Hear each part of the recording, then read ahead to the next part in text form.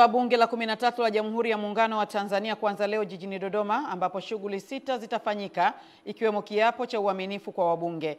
Na katika michezo, kikosi cha timu ya taifa ya Tanzania Taifa Stars kimeingia kambini tayari kwa maandalizi ya mchezo wa kirafiki wa kalenda ya FIFA dhidi ya Kuwait. Habari ya asubuhi mtazamaji wa Channel 10, karibu katika kipindi chetu cha asubuhi njema. Utakuwa nami Beatrice Eric ambaye atakusomea taarifa ya habari, na baadaye nitapata nafasi ya kuangazia vichwa vya habari vilivyopewa kipaumbele katika magazeti yaliyotufikia hapa studio kwa asubuhi ya leo. Karibu tuanze na taarifa ya habari. Mkutano wa kwanza wa bunge la 13 la Jamhuri ya Muungano wa Tanzania unatarajiwa kuanza leo Novemba 11 jijini Dodoma, ambapo shughuli zipatazo 6 ikiwamo kusomwa tangazo la rais kuitisha bunge, uchaguzi wa spika, kiapo cha uaminifu kwa wabunge wote na kuthibitisha uteuzi wa waziri mkuu zitatekelezwa. Ifuatayo ni taarifa zaidi.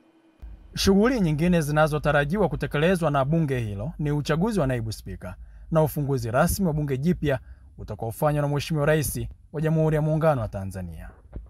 Wakizungumza na wanahabari ikiwa ni siku ya mwisho wa usajili na taratibu nyingine za kiutawala kwa wabunge wote wateule, kwa mujibu wa tangazo la katibu wa bunge Baraka Leonard lililotolewa Novemba 5, baadhi ya wawakilishi hao wa wananchi wameeleza mwelekeo wa bunge hilo. Bunge hili litakuwa ni la viwango vya hali ya juu, kwa sababu kwanza tunaanza utekelezaji wa dira ya 2050, dira yetu ya taifa. Kwa hiyo ni bunge ambalo linaanza likiwa na uelekeo thabiti kwamba kama taifa wapi tunataka kuelekea. Alafu ni bunge ambalo limekuwa na mchanganyiko, kuna wabunge ambao wanaendelea, lakini kuna wabunge pia wengi ambao ni wapya. Watanzania wakae mkao wa kula, waache kusikia, waache kuambiwa, waache kushauriwa asiokuwa. Maneno ya zamani yanasema unapoambiwa uchanganye na ya kwako.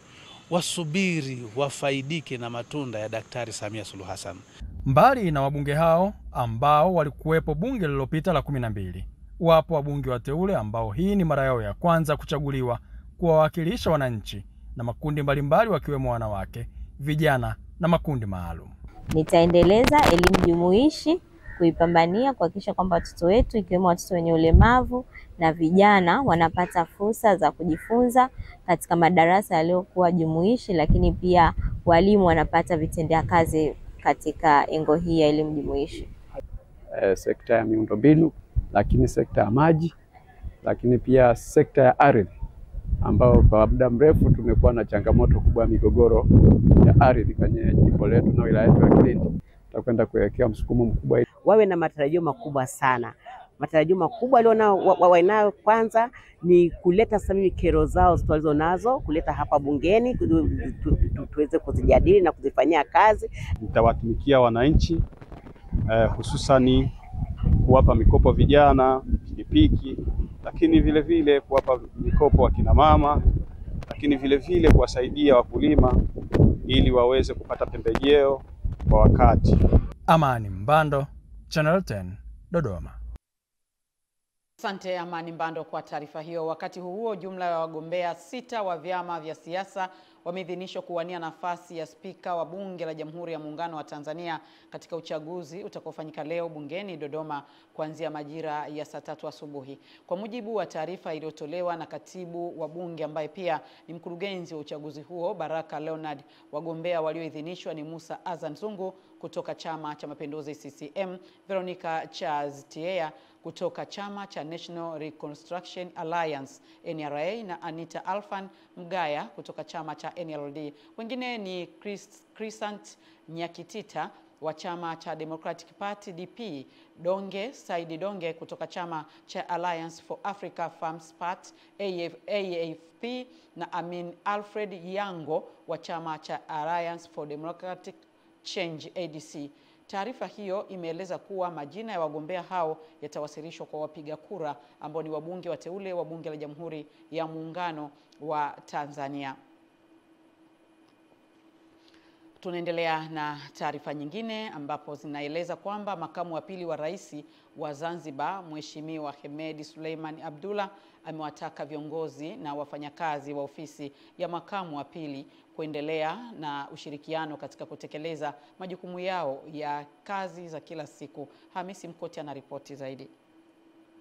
Makamu wa pili wa rais ameyasema hayo alipokuwa akizungumza na viongozi na watendaji wa ofisi ya makamu wa pili wa rais mara baada ya kuwasili ofisini hapo kutoka alipoteuliwa tena kwa mara ya pili kuendelea kuhudumu katika nafasi hiyo. Mheshimiwa Hemedi Suleiman Abdullah ametumia kikao hicho kumpongeza na kumshukuru rais wa Zanzibar na mwenyekiti wa Baraza la Mapinduzi Mheshimiwa Dr. Hussein Ali Mwinyi kwa kumwamini na kumteua tena ili aendelee kumsaidia katika kufanikisha malengo ya serikali ya kuwaletea Wazanzibari maendeleo.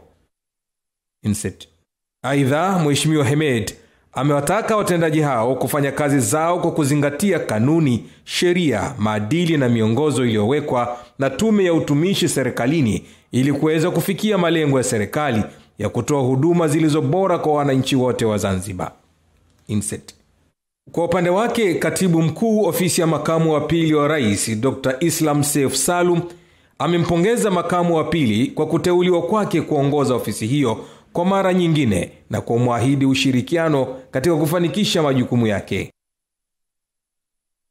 Tanzania imetajwa kuwa nchi inayoendelea kufanya vizuri katika nchi zinazozalisha korosho kusini mwa Ikweta kwa kuuza korosho zenye ubora wa hali ya juu na kwa bei ya ushindani kulingana na wastani wa soko la kimataifa unaovutia watumiaji wengi duniani. Ifuatayo ni taarifa zaidi.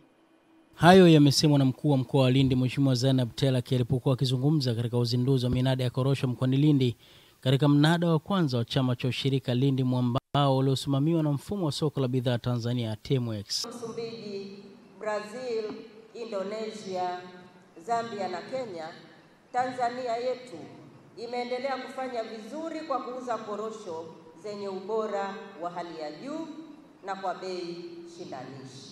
Hongereni wakulima. Ikilinganishwa na wastani wa kimataifa. Hali hii imetokana na ubora wa korosho zetu unaovutia wanunuzi wengi duniani kutokana na ladha bora, ukubwa wa korosho na zaidi ya yote mfumo thabiti unaosimamia ubora wa korosho zinazoingia kwenye minada yetu. Aidha, Telaki amesema kuwa serikali haitosita kuchukua hatua kali za kisheria kwa yeyote atakayelihujumu zao hilo. Na korosho yoyote itakayojaribu kuingia kwenye ghala ambayo ni korosho chafu, tukikuta korosho chafu kwenye ghala, korosho hizo sisi tutaziteketeza. Mkurugenzi wa bodi ya korosho Francis Alfred akaeleza jumla ya tani zilizouzwa kwa bei ya juu ya shilingi 2460 mpaka 2310 kwa kilo, huku baadhi ya wakulima wakieleza wanavyonufaika na utolewaji wa ruzuku za pembejeo. Na leo tumefanikiwa kuuza kiasi cha tani 5106 na kilo 175, ambapo tumeweza kuuza kwa bei ya juu ya shilingi 2460 na bei ya chini kiasi cha shilingi 2310. Niende kuhamasisha wakulima, tunapopeleka korosho ghala kuu tuhakikishe kwamba tunapeleka korosho ambazo ni bora, kwa maana kwamba zile zimekauka ipasavyo. Tusilete pembejeo ya kutosha, kwa sababu kwa hali ya kawaida kulikuwa na watu wanapuliza mara moja, lakini sasa mtu anapuliza mpaka mara 4. Watoto wanasoma, tunawalipia ada, tunapata huduma za afya kupitia kipato tunachokipata. Ahmad Nandonde, Channel 10 Lindi. Mlinzi wa halmashauri ya manispaa ya Mtwara Mikindani mkoani Mtwara, Shaziri Namda, mwenye umri wa miaka 43, amejinyonga hadi kufa kwa kutumia chandarua cha kujikinga na mbu wa malaria chumbani kwake, huku sababu ikiwa haijajulikana. Adam Malima anaarifu zaidi kutoka Mtwara. Tukio hilo limejulikana leo Novemba 10, 2025 majira saa 6 adhuhuri katika mtaa wa Ligula manispaa ya Mtwara Mikindani, ambapo majirani wa Shaziri Namda wameeleza kuwa wamegundua kuwa amejinyonga baada ya kuanza kuhisi harufu kali ndani ya chumba alichokuwa amepanga kwenye nyumba hiyo na kulazimika kuchungulia, ndipo akagundua amejinyonga na kutoa taarifa polisi. Kuna feni leo karibia siku ya 4 na unguruma, tukashangaa hii feni mwenyewe ameondoka, feni ameacha oni. Baadaye nina harufu kali na hizi wanatoka. Nikamwambia wenzangu, tukaenda nyumba ya pili, tukazima ngazi, nikapanda juu. Nikaweka ngazi ndani, nikapanda juu, nikachungulia. Kuna kitu kimesimama na juu kuna kamba ya neti amefungia, imempita shingoni. Kawaida yake ilikuwa anaondoka jioni, anaenda kwenye kazi zake za ulinzi, akisha arudi asubuhi basi anaweza labda akajiandalia chakula, baada ya hapo inawezekana sionekane tena. Kwa hiyo naona ndio maana imepelekea kuto kujua mapema, kwa sababu watu wakijua labda yupo kwenye shughuli zake za kawaida tu. Kamanda polisi mkoa wa Mtwara Sakapu Isa Suleiman amethibitisha kutokea kwa tukio hilo na kuwaasa majirani kuwa na tabia kusalimiana kila siku ili kugundua matatizo kwa haraka. Majirani walikuwa hawajamuona kwa siku kama 2 hivi 3, na wakawa wanasikia harufu mbaya kutoka chumbani kwake, wakapata wasiwasi kuna nini, wakaja wakatoa taarifa muda saa 6. Maaskari polisi walifika eneo la tukio na wakalazimika kuvunja mlango. Wakagundua kwamba Bwana Shazil ambaye ana umri wa miaka 43 alitundika kwa kutumia kamba ya chandarua kile cha kujifunika mbu. Wito kwa wananchi wenzangu, basi wawe na kawaida asubuhi ya kibinadamu, tunasema ujirani mwema, wa kuweza kujuana hali, sababu huyu marehemu inaonekana amekufa karibuni siku 2 nyuma. Kutoka mkoani Mtwara, Damalima Channel 10. Naibu Katibu Mkuu anayeshughulikia Katiba na Sheria, Afisi ya Rais, Katiba, Sheria, Utumishi na Utawala Bora, Mzee Ali Haji ameshauri kuangaliwa kwa kina sababu zinazosababisha kuongezeka kwa vitendo vya udhalilishaji wa kijinsia ili hatua za kupunguza udhalilishaji huo zichukuliwe. Ifuatayo ni taarifa zaidi. Akifungua mafunzo ya kuwajengea uwezo watendaji wa madawati ya jinsia na watoto ya Jeshi la Polisi wa mikoa ya Unguja huko Chuo cha Polisi Zanzibar, Bwana Mzee Ali Haji amesema serikali inafanya juhudi kubwa katika kuzuia, kubaini na kukabiliana na makosa hayo, lakini bado yamekuwa yakiongezeka. Kuprove kesi zetu inakuwa shida tunapokosa ushirikiano. Kwa hiyo mafunzo haya yatatuleta karibu, tuone namna gani tunaweza kushirikiana. Bila ya ushahidi madhubuti hakuna kesi. Kesi zote zitaishia njiani kama hatuna ushahidi madhubuti. Ushirikiano baina ya taasisi, kwa maana polisi, DPP, mahakama na raia na wizara zinazohusika na masuala haya ni jambo muhimu sana. Naye afisa hifadhi ya mtoto kutoka shirika la UNICEF Ahmed Rashid Ali amesifu utendaji wa madawati ya jinsia na watoto ya Jeshi la Polisi na kueleza kuwa uanzishwaji wa ofisi za dawati katika kila kituo cha polisi ni miongoni mwa mafanikio katika kushughulikia kesi za udhalilishaji. Kila penye kituo cha polisi kuna dawati.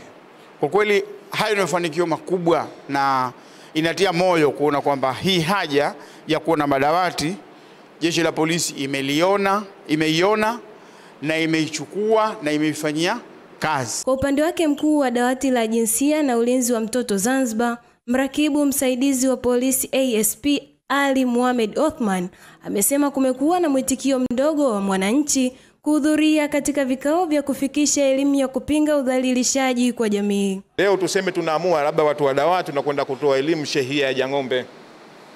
Atapewa taarifa sheha au aite watu. Lakini tukaenda pale Jang'ombe, tukifika watakaokuja hayo mahudhurio hutaamini. Na kwa bahati mbaya sana jengine, wanaokuja namba kubwa utakuta kina mama, lakini wababa wanakuwa hawaji. Elinzefania, Channel 10. Mkuu wa mkoa wa Kusini Pemba Rashidi Hadidi Rashidi ametoa wito kwa masheha wote wa mkoa huo kuendelea kudumisha amani, mshikamano na utulivu katika maeneo yao, kwani amani ndiyo nguzo kuu ya maendeleo ya wananchi. Masanja Mabula anaarifu zaidi. Gumza na masheha wa mkoa huo, Mheshimiwa Hadidi amesema viongozi wa ngazi za shehia wanapaswa kuwa mfano wa kuigwa katika kutatua migogoro ya kijamii kwa njia ya mazungumzo na hekima. Amesema serikali ya mkoa itaendelea kushirikiana na viongozi wa mitaa na taasisi kuhakikisha jamii inabaki kuwa salama, umoja na hasa kipindi hiki cha maandalizi ya shughuli za serikali. Kipindi chote hichi tulikuwa tunahubiri amani, lakini endelee kushukuru kwa jinsi tulivyosimamia kidete na mkachukua maagizo yetu na maelekezo yetu ya kuhamasisha jamii juu ya swala zima la amani na utulivu katika maeneo yetu. Kwa sababu ilikuwa tunachukua mifano ya mara nyingi katika nchi za wenzetu ambayo amani inatetereka, na hata nchi yetu hii wakati wa uchaguzi mara nyingi inakuwa inatetereka. Lakini masheha mlichukua miongozo, mkaenda mkatoa taaluma kwa wazee wetu, kwa vijana wetu na watu wengine ambao wanahusika, ili kuona kwamba amani tunaiendeleza. Naomba sana endeleeni kuhubiri amani ili mambo yaende vizuri. Kwa ila Chake Chake mgeni Hatibu Yahya anasema kikao hicho ni fursa kujadiliana namna bora ya kuimarisha uhusiano kati ya serikali na wananchi kupitia masheha ambao ni kiungo muhimu cha utawala. Tuendeleeni kushirikiana kuhakikisha kwamba kwenye utendaji wetu wa kazi tunazidi kuendeleza ile kazi iwe bora zaidi. Wananchi wana imani kubwa na sisi. Wananchi matumaini yao ni kutoka kwetu. Kwa hiyo kila mmoja kwa nafasi yake, kwenye sheria yake, basi twendeni tukajitahidi kuchapuza yale maendeleo yaweze kupatikana zaidi.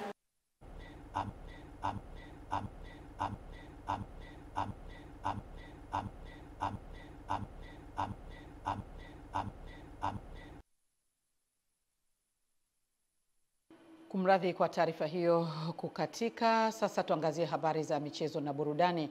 Kikosi cha timu ya taifa ya Tanzania Taifa Stars kimeingia kambini rasmi tayari kwa maandalizi ya mchezo wa kirafiki wa kalenda ya FIFA dhidi ya Kuwait, mechi iliyopangwa kuchezwa Novemba 15 katika uwanja wa Salam nchini Misri. Ifuatayo ni taarifa zaidi.